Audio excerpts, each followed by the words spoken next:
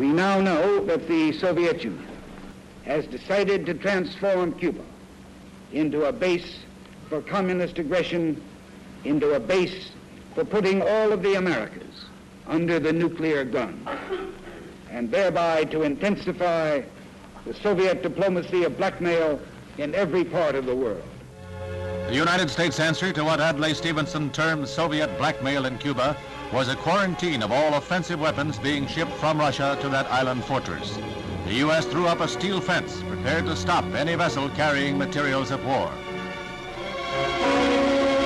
In Cuba itself, 100,000 men were put under emergency orders as they had been during past invasion scares.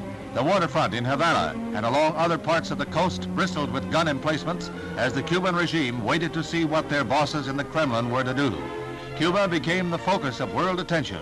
Here centered the most critical threat of global war since the surrender of Germany 17 years ago.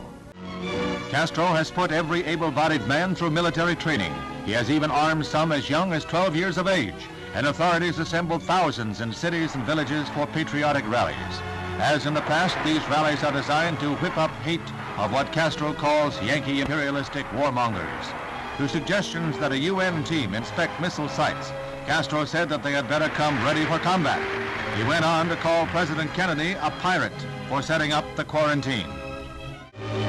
The United States arrived at the decision for an arms blockade after studying reconnaissance photographs made with high-powered cameras from planes flying several miles from the Cuban coast. These cameras are described as capable of spotting a golf ball on a putting green from 40,000 feet. Literally thousands of pictures can be made on each flight by these planes, and they are studied by photo interpreters who are capable of analyzing details that an untrained eye would miss. Here, for example, is a medium-range ballistic missile base that has been labeled by these specialists. Suddenly, the veil is torn from the Russian secrets.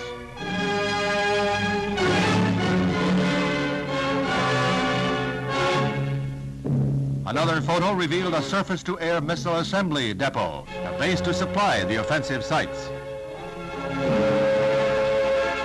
Russian technicians ripped through heavy jungle growth to carve out airstrips for high-performance MiG-21 jets, a plane easily capable of strikes far into the United States.